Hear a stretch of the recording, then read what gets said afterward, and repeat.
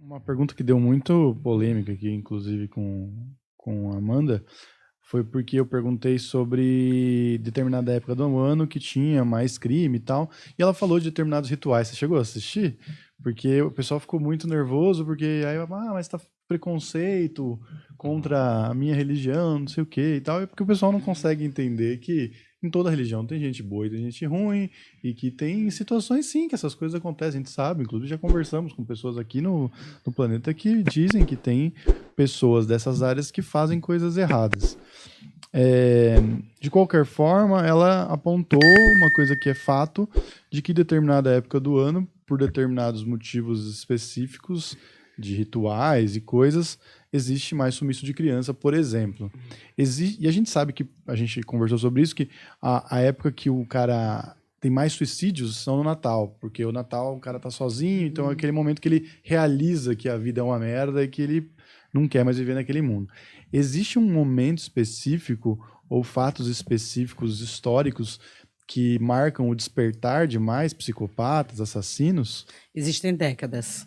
A década de 60 para 70 foi bem alta em serial killers. Existem décadas. Mas tem um porquê, não? Motivo, Olha, depende muito de como a sociedade está vivendo, dos problemas econômicos. Então, quando se tem recessões, problemas, os crimes em geral tendem a aumentar. E aí o serial killer vai no bolo também, né? Mas o serial killer cresceu, por exemplo. Mesmo na década de 70, 60, quando teve esse boom aí, era em torno de 3%, 4% de todos os homicídios. Porque eu já falei, o homicídio mais comum é aquele o homicídio mais comum é aquele daquele cenário comum, né? Mas agora, mesmo o serial killer chega em torno de 6%, 7% dos homicídios. Então, aumentou. Mas você acha que diminuiu os outros crimes ou realmente esses... Aumentou tudo. É? O serial killer foi junto. Caramba, velho. Bom, Agora, falando, por exemplo, se a gente estuda seitas, né? Ou esses crimes de cunho, né? É porque as pessoas confundem. Na realidade, não está se falando de uma religião e nem de outra. Até porque o criminoso, ele fantasia sobre isso. Sim. Não é o que a religião prega, o que tu acredita, é o que ele fantasia sobre aquilo, tá? É que nenhuma vez que eu fui falar assim, o criminoso pensou... As mulheres são vagabundas, eu vou puni-las, porque o estuprador pensa muito assim.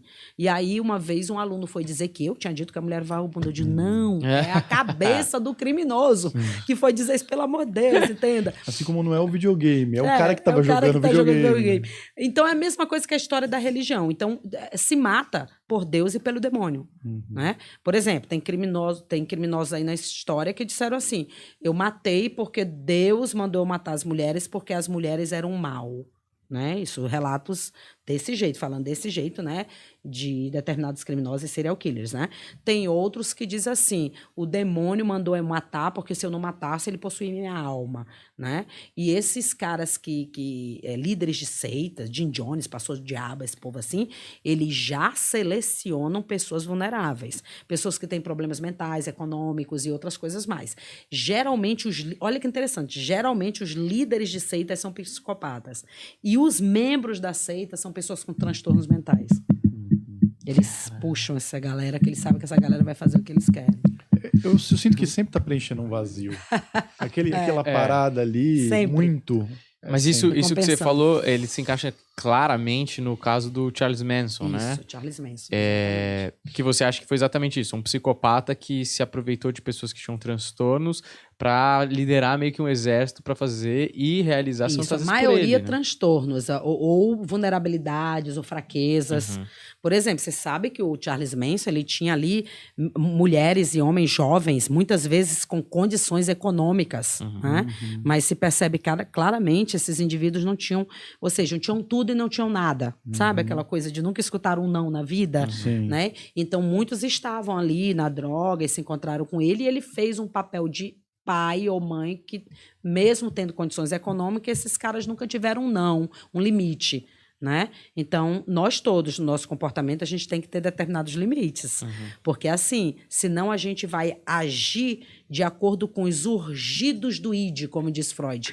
Ou seja, o prazer é legal, né? A gente vai querer fazer tudo que dá na telha, né? Se a gente não tiver alguma coisa controlando, a gente vai agir pelo impulso, aquilo que eu falei do impulso. Então, a parte impulsiva do ser humano, ele é interessante, é importante, né? Por exemplo, o próprio sexo é um impulso, mas a gente tem que ter determinados controles. Esses controles geralmente são estabelecidos socialmente, né? Então, sim, a gente precisa de limites e precisa de controle. Quem dera que a gente não precisasse, mas infelizmente somos fracos e a gente precisa de determinados limites, senão a gente pira e vai agir só pelo